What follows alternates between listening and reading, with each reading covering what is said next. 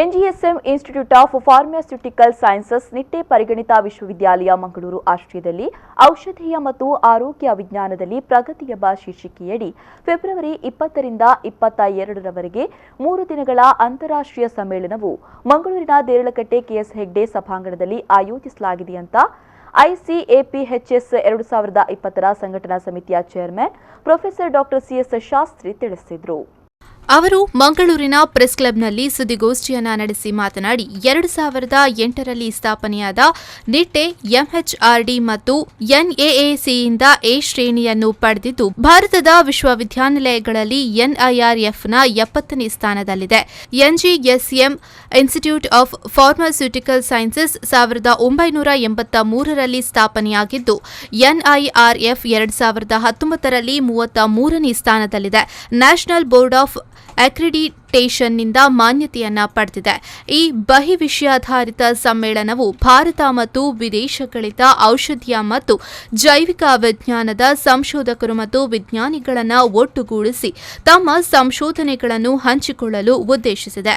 ಸಮ್ಮೇಳನವು pharmacology ಮತ್ತು toxicology, ಎಥ್ನೋಫಾರ್ಮಕಾಲಜಿ, drugs Discovery ಮತ್ತು development, ರೋಗಿಗಳ ಆರೈಕೆ ಮತ್ತು ಫಲಿತಾಂಶಗಳ ಸಂಶೋಧನೆ, ಬಯೋಎಥಿಕ್ಸ್, ಆಣ್ವಿಕ ಜೀವಶಾಸ್ತ್ರ ಮತ್ತು ಏಕೀಕರಣ ಜೀವಶಾಸ್ತ್ರ, ಓಮಿಕ್ಸ್ ತಂತ್ರಜ್ಞಾನ, ಆಹಾರ ವಿಜ್ಞಾನ ಮತ್ತು ನ್ಯೂಟ್ರಾಸ್ಯೂಟಿಕಲ್ ಮೂಲ ವಿಜ್ಞಾನ ಸಂಶೋಧನೆ, ಸೂತ್ರೀಕರಣ, ಅಭಿವೃದ್ಧಿ ಮತ್ತು ತಂತ್ರಜ್ಞಾನ ವರ್ಗಾವಣೆ ಹಲವಾರು ಪ್ರಮುಖ ಕ್ಷೇತ್ರಗಳ ಮೇಲೆ ಕೇಂದ್ರೀಕರಿಸಿದೆ. ಸಮಾವೇಶವನ್ನು ನವದೆಹಲಿಯ ಅಖಿಲ ಭಾರತ ತಾಂತ್ರಿಕ ಶಿಕ್ಷಣ ಮಂಡಳಿಯ ಅಧ್ಯಕ್ಷ ಪ್ರೊಫೆಸರ್ ಅನಿಲ್ ಡಿ ಸಹಸ್ರಬುದ್ಧೆ ಅವರು ಉದ್ಘಾಟಿಸಲಿದ್ದಾರೆ. ನವದೆಹಲಿಯ ಫಾರ್ಮಸಿ ಕೌನ್ಸಿಲ್ ಆಫ್ ಇಂಡಿಯಾದ ಅಧ್ಯಕ್ಷ ಪ್ರೊಫೆಸರ್ ಬಿ ಸುರೇಶ್ ಮುಖ್ಯ ಭಾಷಣ ಮಾಡಲಿರುವರು. ಸಮಾರಂಭದ ಅಧ್ಯಕ್ಷತೆಯನ್ನ ನಿಟ್ಟೆ ವಿಶ್ವವಿದ್ಯಾನಿಲಯ ಕುಲಪತಿ ವಿನಯ್ ಹೆಗ್ಡೆ ವಹಿಸಲಿರುವರು ಎಂದು ಮಾಹಿತಿಯನ್ನ ನೀಡಿದರು. Now this international conference on advanced pharmaceutical and health science research ICAPS ಅಂತ ಹೇಳಿ ಶಾರ್ಟ್ ಮಾಡಿದೀವಿ ನಾವು 2020. ಅದು 20ನೇ ತಾರೀಕು ಫೆಬ್ರವರಿಯಿಂದ ಶುರುವಾಗಿ 22ನೇ ತಾರೀಕು ಫೆಬ್ರವರಿಗೆ 3 ದಿವಸ ನಡೀತಾ ಇದೆ. ಅಂಡ್ ಇದರಲ್ಲಿ ನಾವು ಫಾರ್ಮಾಸ್ಯೂಟಿಕಲ್ ಸೈನ್ಸ್ ಅಲ್ಲದೆ ಉಳಿದ ಹೆಲ್ತ್ ಸೈನ್ಸ್ ಬಗ್ಗೆ ಕೂಡ ಹಲವಾರು ಸಂವಾದಗಳನ್ನು, ವರ್ಕ್ಶಾಪ್ ಮತ್ತು ಕಾನ್ಫರೆನ್ಸ್ ಸೆಮಿನಾರ್ಸ್ಗಳನ್ನು ಕಂಡಕ್ಟ್ ಮಾಡಿದ್ದೇವೆ. It's given in that the focus area is pharmacology, toxicology and ethnopharmacology, drug discovery and development. It is one of the emerging areas. ಹೊಸ ಔಷಧಗಳ ಆವಿಷ್ಕಾರವನ್ನು ಮಾಡುವಂತದ್ದು.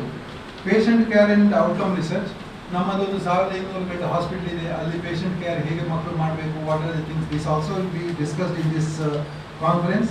Then we have bioethics. One of the important issues nowadays is bioethics. ಯಾವುದೇ either in the treatment or in the research, ethical consideration is very important. Whether it is research on human beings or animals, ಈ ಇಶ್ಯೂಸ್ಗಳು ಕೂಡ discuss ಆಗ್ತವೆ.